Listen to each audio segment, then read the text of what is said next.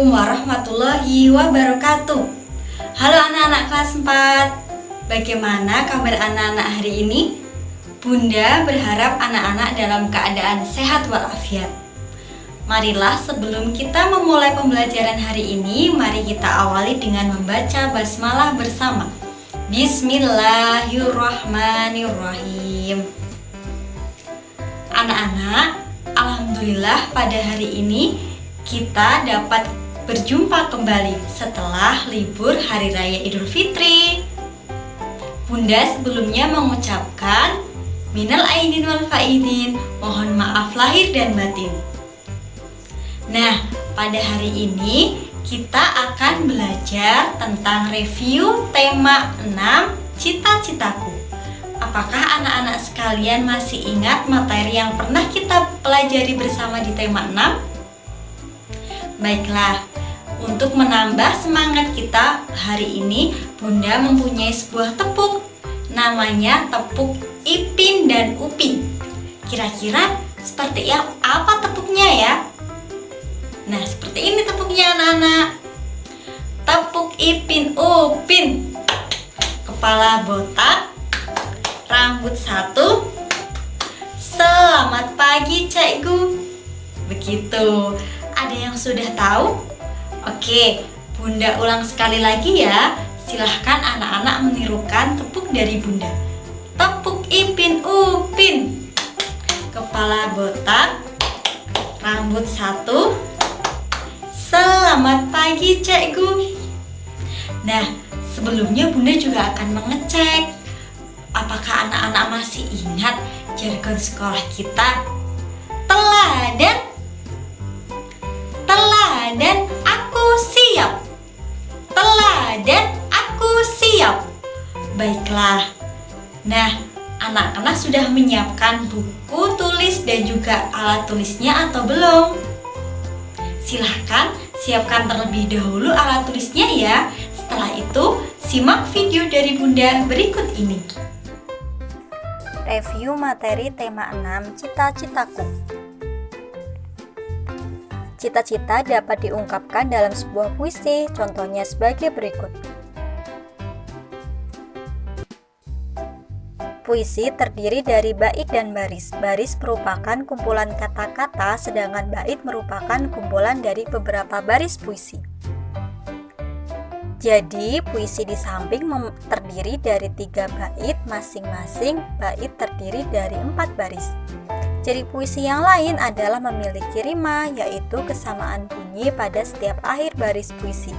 Jenis-jenis rima yaitu A-A-A-A, A-B-A-B, A-A-B-B, dan A-B-B-A.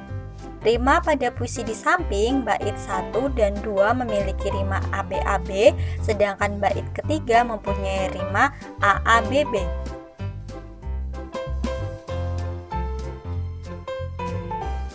Cepat lambatnya lagu dinyanyikan disebut tempo lagu.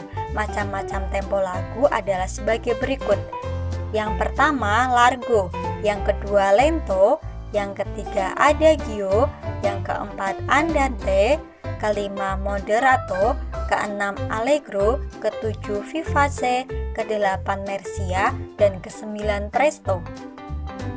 Dayu bercita-cita menjadi seorang penari, maka dari itu Dayu mempelajari beberapa tari daerah, yaitu tari pendek dari Bali, kedua tari piring dari Sumatera Barat, ketiga tari saman dari Aceh,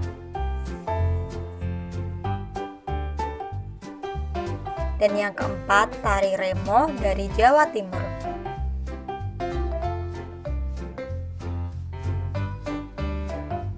Untuk meraih cita-cita, kita harus tekun dalam berusaha.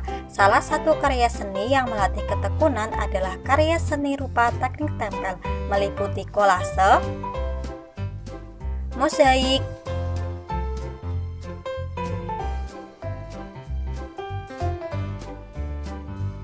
dan montase.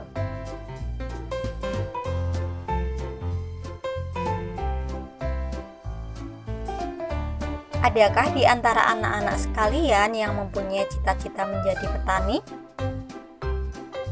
Petani merupakan pekerjaan yang sangat mulia karena telah membantu mengolah sumber daya alam.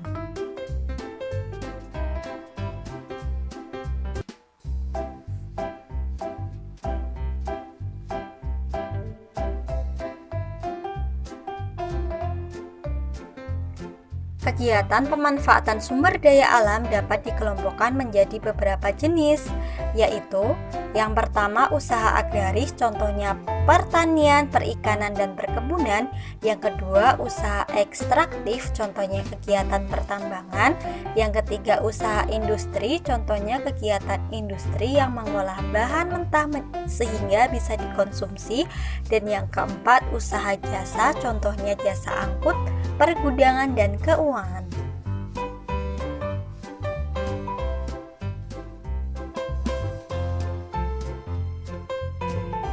Salah satu sumber daya alam yang sangat beragam di Indonesia adalah keberagaman fauna. Berikut peta persebaran fauna di Indonesia. Berdasarkan garis Wallace dan garis Weber, fauna di Indonesia dibagi menjadi 3 tipe. Yang pertama yaitu tipe Asiatis, meliputi fauna yang terletak di Pulau Jawa, Sumatera, dan juga Kalimantan. Contoh fauna tipe Asiatis yaitu harimau, orang-utan, gajah, dan juga badak. Yang kedua, tipe peralihan, yaitu terletak di antara garis Wallace dan garis Weber, atau yang berada di Pulau Sulawesi dan juga Nusa Tenggara serta Bali. Contohnya adalah hewan babi rusa, anoa, dan juga komodo. Yang ketiga adalah tipe Australis, terletak di Pulau Papua dan juga Maluku.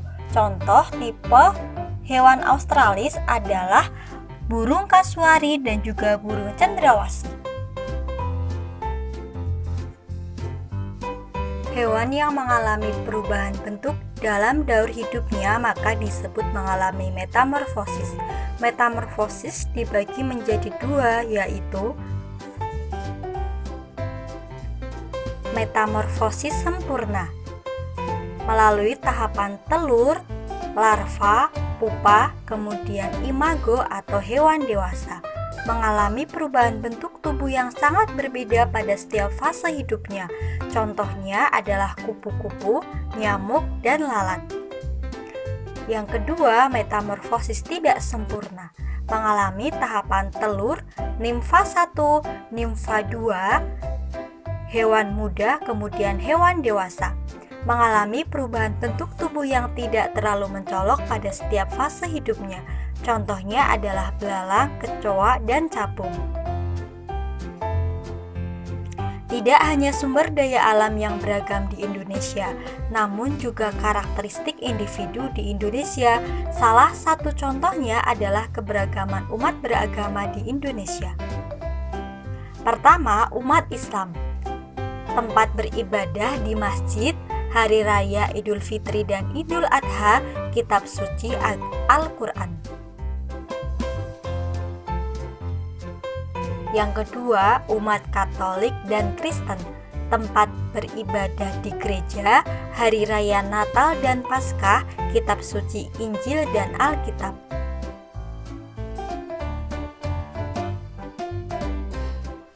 Ketiga, umat Hindu. Tempat beribadah di pura, hari raya Nyepi, Kuningan, dan Galungan, kitab suci Weda. Yang keempat, umat Buddha. Tempat beribadah di vihara, hari raya Waisak, kitab suci Tripitaka.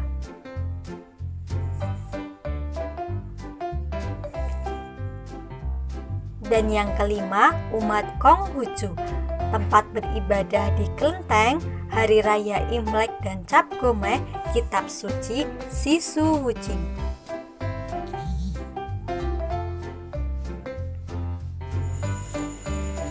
Nah, demikian tadi materi yang dapat Bunda sampaikan. Apakah anak-anak sudah paham dan juga sudah ingat kembali tentang materi tema 6 yang sudah kita pelajari? Baiklah, untuk mengukur seberapa paham pemahaman materi anak-anak, Bunda mempunyai tantangan. Setelah ini silahkan anak-anak mendownload tantangan dari Bunda, kemudian dikerjakan dan meminta tolong kepada ayah atau Bunda untuk memfoto hasilnya ya. Bunda yakin anak-anak dapat mengerjakan dengan lancar dan juga dengan tepat karena diteladan semua anak hebat. Nah, demikian pembelajaran kita hari ini. Mari kita akhiri dengan membaca hamdalah bersama. Alhamdulillahirobbil alamin. Demikian materi dari Bunda. Bunda ucapkan terima kasih dan wassalamualaikum warahmatullahi wabarakatuh.